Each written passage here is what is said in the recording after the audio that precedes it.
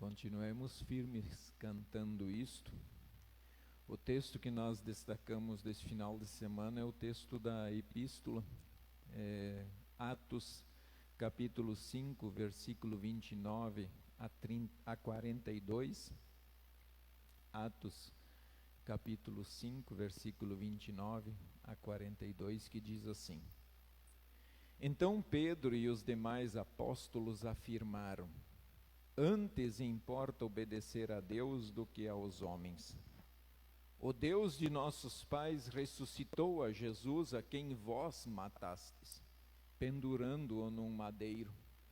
Deus, porém, com a sua destra o exaltou a príncipe e salvador, a fim de conceder a Israel o arrependimento e a remissão de pecados. Ora, nós somos testemunhas destes fatos, e bem assim o Espírito Santo, que Deus outorgou aos que lhe obedecem. Eles, porém, ouvindo-se, enfureceram e queriam matá-los. Mas levantando-se no sinédrio um fariseu chamado Gamaliel, mestre da lei, acatado por todo o povo, mandou retirar os homens por um pouco. E lhes disse: Israelitas, atentai bem no que ides fazer a estes homens, porque antes destes dias se levantou Teudas, insinuando ser ele alguma coisa, ao qual se agregaram cerca de 400 homens, mas ele foi morto, e todos quantos lhe prestavam obediência se dispersaram e deram em nada. Depois destes levantou-se Judas, o Galileu, nos dias do recenseamento, e levou muitos consigo. Também este pereceu, e todos quanto lhe obedeciam foram dispersos. Agora vos digo: dai de mão a estes homens, deixai-os, porque se este conselho ou esta obra vem de homens, perecerá. Mas se é de Deus, não podereis destruí-los, para que não sejais porventura achados lutando contra Deus. E concordaram com ele. Chamando os apóstolos, açoitaram-nos e, ordenando-lhes que não falassem em nome de Jesus, os soltaram. E eles se retiraram do sinédrio, regozijando-se por terem sido considerados dignos de sofrer afrontas por esse nome. E todos os dias no templo e de casa em casa, não cessavam de ensinar e de pregar Jesus, o Cristo. Esta é a leitura, e que o Espírito Santo esteja sobre todos nós e nos convença pelo seu imenso poder. Amém. É interessante, irmãos, esse nosso texto, até mesmo pelo meio em que ele foi sugerido para esse final de semana, para ler e para meditar sobre ele. E aí nós temos o nosso texto colocado algumas coisas em ordem. Esse texto ele coloca algumas coisas no seu devido lugar. Está mostrando quem de fato manda e a quem de fato devemos respeitar, amar, servir e louvar como Deus. Ao olharmos então um pouquinho o contexto anterior, alguns versículos, nós vamos entender o porquê os apóstolos logo afirmaram: antes importa obedecer a Deus do que aos homens. Do versículo 12 a 16, os apóstolos fizeram muitos milagres, e não foram poucos milagres, foram muitos milagres. Veja, o texto chega a afirmar a ponto de levarem os enfermos até pelas ruas e os colocarem sobre leitos e macas, para que ao passar Pedro, ao menos a sua sombra se projetasse em alguns deles. Faziam tantos milagres que eles sabiam que eram muitos, mas se a sombra de Pedro tocasse no seu ente querido, eles já diziam: já é o suficiente para curá-los. É interessante isso. E aí do versículo 17 ao 28, ao ver tudo que estava então acontecendo através dos apóstolos, o que Deus estava fazendo através daqueles homens, espalhando a ressurreição de Cristo, as autoridades eclesiásticas da igreja mandaram prendê-los. E na mesma noite veio um anjo de Deus e o soltou da prisão. E aí parecia que estava tudo certo. No dia seguinte, esses mesmos homens que foram presos porque estavam falando em nome de Jesus e fazendo o que faziam, estavam lá de novo, nas sinagogas, anunciando Jesus, anunciando a sua ressurreição. E aí vem o sumo sacerdote, aquele pastor que está acima dos pastores, e disse: expressamente vos ordenamos que não ensinasseis nesse nome, contudo enchestes Jerusalém da vossa doutrina, e quereis lançar sobre nós o sangue desse homem. É muito importante pensar no final dessa frase: vocês estão querendo lançar sobre nós o sangue desse homem? Provavelmente esses homens, esses sacerdotes, foram aqueles que estavam diante de Pilatos e junto com a multidão gritaram para crucificar Jesus. E quando Pilatos os questionou, eles pediram que o sangue desse homem caia sobre nós e sobre nossos filhos. Parece que eles esqueceram. Eles esqueceram do pedido.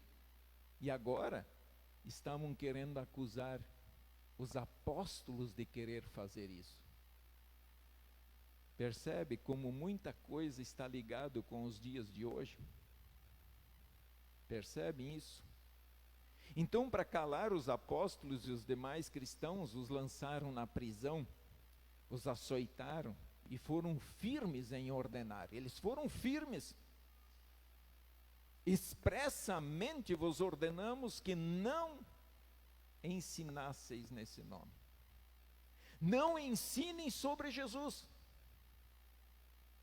Não falem dele.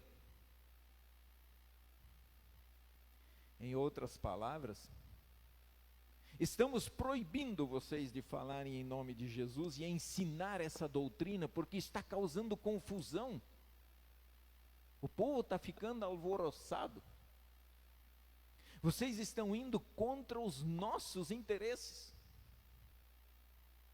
Exatamente, eles estavam incomodados porque o que Jesus ensinou é exatamente o que feria o que eles ensinavam. E também, o reino de Deus não se encaixa em nossa forma de ver o mundo. É mais ou menos isso quando eles proíbem. Por que tanto medo de que os discípulos falassem de Jesus? Já tinham crucificado, já tinha sido morto. É claro que Jesus apareceu aos discípulos, não aos que não acreditavam nele. Aqueles sacerdotes provavelmente não viram mais Jesus. Então, diante disso, os apóstolos então lhes respondem: antes importa obedecer a Deus do que aos homens. E para compreendermos, precisamos ter muito claro o que é obedecer. O que é obedecer a Deus quando a Escritura fala em obediência a Deus? E esse mesmo verbo, traduzido no Antigo Testamento, ele tem uma tradução: dar ouvido a. Prestar atenção. No Novo Testamento, ele segue mais ou menos a mesma linha: ouvir. Ou ouvir de baixo. Outra tradução possível seria ouvir dentro. Essa ideia sugerida pode ser um ouvir que tenha um lugar debaixo de uma autoridade. de uma pessoa que exerce autoridade. Os pais são autoridade sobre os filhos. Então os filhos lhe devem obediência. Ouçam o que os seus pais falem. Ouçam as ordens que eles dão. E isso está muito ligado com o quarto mandamento. Então, esse ouvir aqui tem o sentido de obedecer. Eu ouço, eu não questiono Deus. Eu digo amém, Senhor. O que o Senhor quer que eu faça, eu vou fazer. Então nós precisamos ouvir o que Deus está nos dizendo. Estamos debaixo da autoridade do Criador, do Redentor, do Consolador. Ouvir e obedecer. Por exemplo, crer no Evangelho, crer em Jesus, crer na palavra de Deus, isso faz parte da obediência. E aí eu quero só destacar 2 versículos para vocês terem uma ideia de que isso é, crer em Cristo é ser obediente a Deus. João 6,29, respondeu-lhe Jesus: a obra de Deus é esta, que creiais naquele que por ele foi enviado. Creiam, mas não creiam de palavra, creiam de coração, que é muito diferente.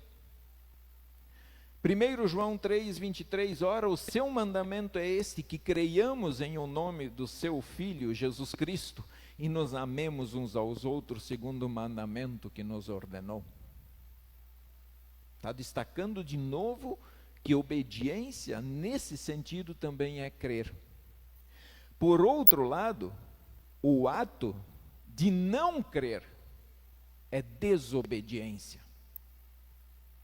Quem não crê é desobediente. E aí, 2 Tessalonicenses 1,8 diz: em chama de fogo, tomando vingança contra os que não conhecem a Deus e contra os que não obedecem ao Evangelho de nosso Senhor Jesus Cristo. Tomando vingança.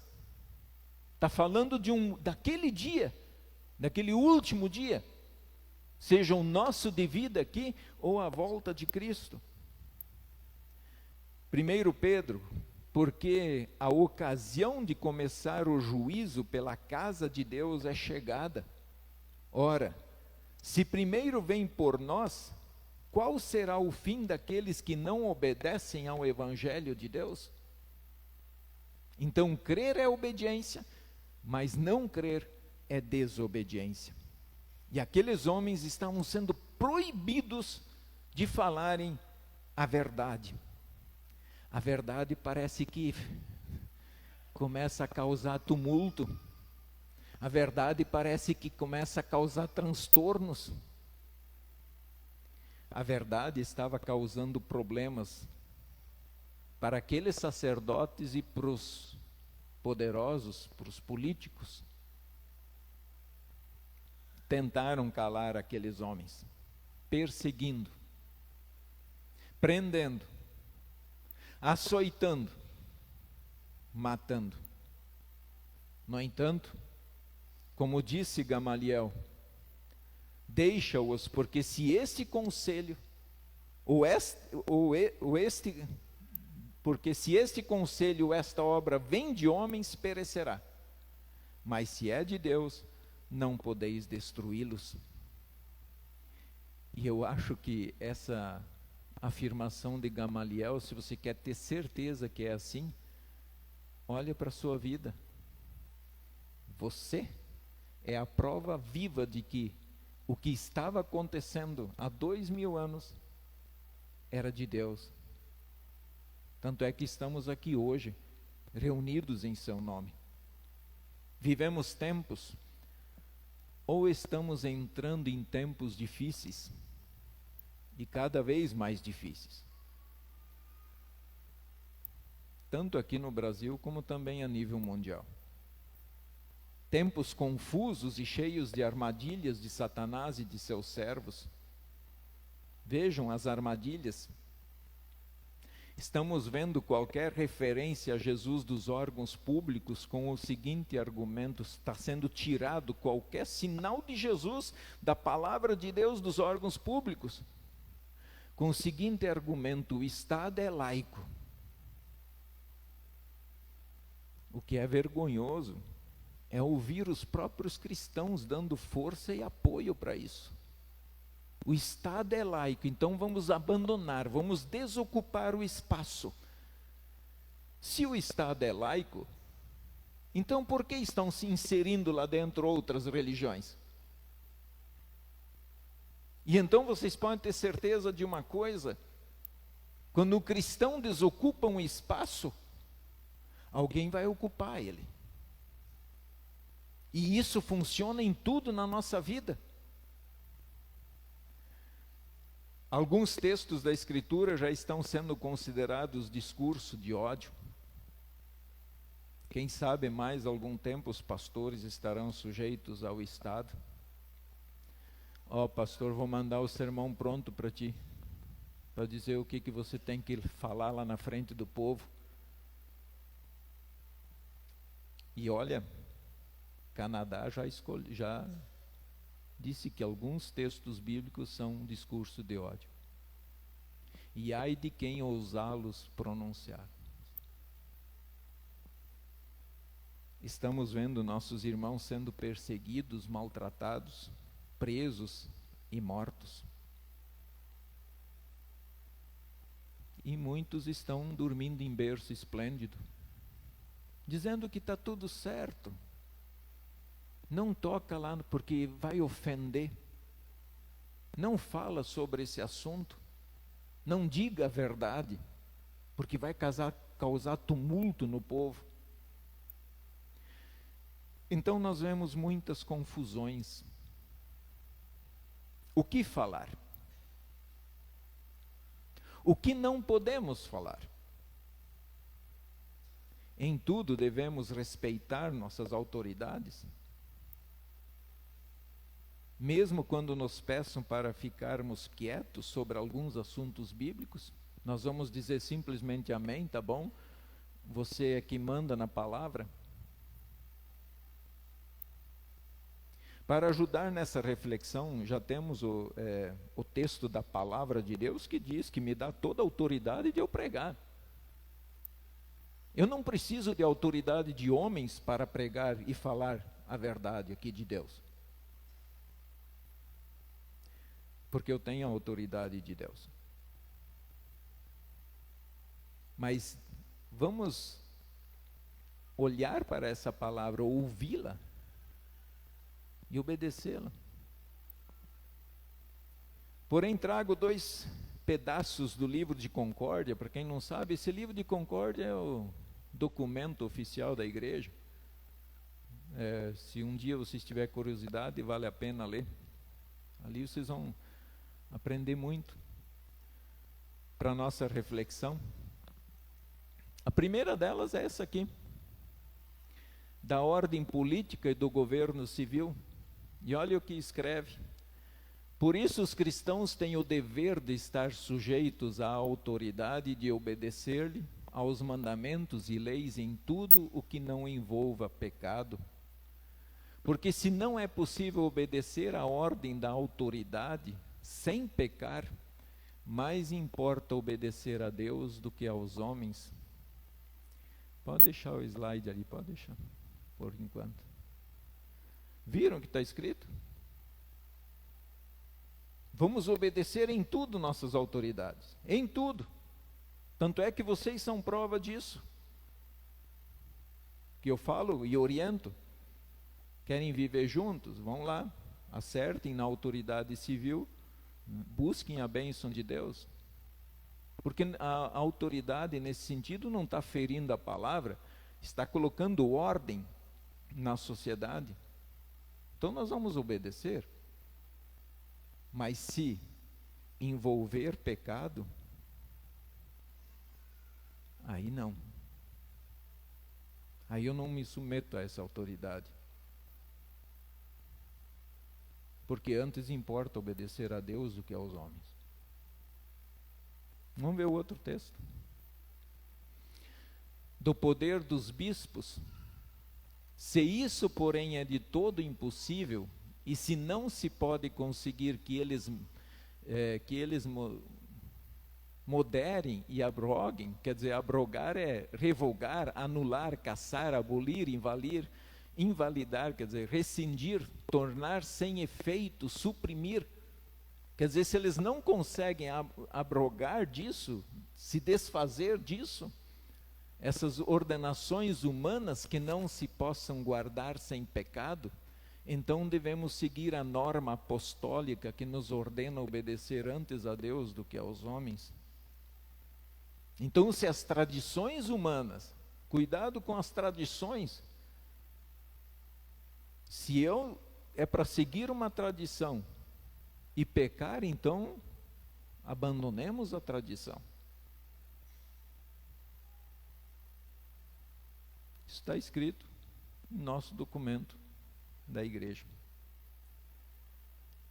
Paulo, em um certo momento, falando sobre o poder e o primado do Papa, assim ensina claramente Paulo: se um anjo do céu ensinar outro evangelho que vá além do que vos ensinei, seja anátema.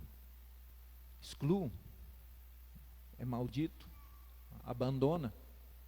Se um anjo do céu falar alguma coisa diferente do que aqui está, que ele desconsiderem, abandonem. Aqueles apóstolos nos dão uma excelente direção de vida. Esse conselho dos apóstolos nos dá direção, nos aponta caminho, pois nós não podemos deixar de falar das coisas que vimos e ouvimos. Como é que alguém viu Jesus morto e depois vê ele vivo? Como é que ele vai ficar calado? Como é que ele vai dizer que isso é mentira? Vendo vidas sendo transformadas, curando enfermos, expulsando demônios. Como é que ficar calado diante das coisas que nós vimos e vimos? Às vezes é lamentável que irmãos venham pedir: pastor, não toca nesse assunto, não fala sobre isso, vai ofender. Eu sou bem honesto, eu prefiro ofender uma pessoa do que ofender o meu Deus. Eu quero estar com vocês, eu quero estar com todos, mas na verdade, então nós caminhamos na mesma direção. O grande consolo está na frase de acusação dos apóstolos, com aqueles homens que diz: o Deus de nossos pais ressuscitou a Jesus. E aí segue a frase: o Deus de nossos pais ressuscitou Jesus. Jesus, aquele que foi morto, saiu do túmulo. Lembramos isso no domingo passado. Festejamos e podemos vibrar todos os dias, porque isso é verdade. Ele vive, ele reina com o Pai e com o Espírito Santo.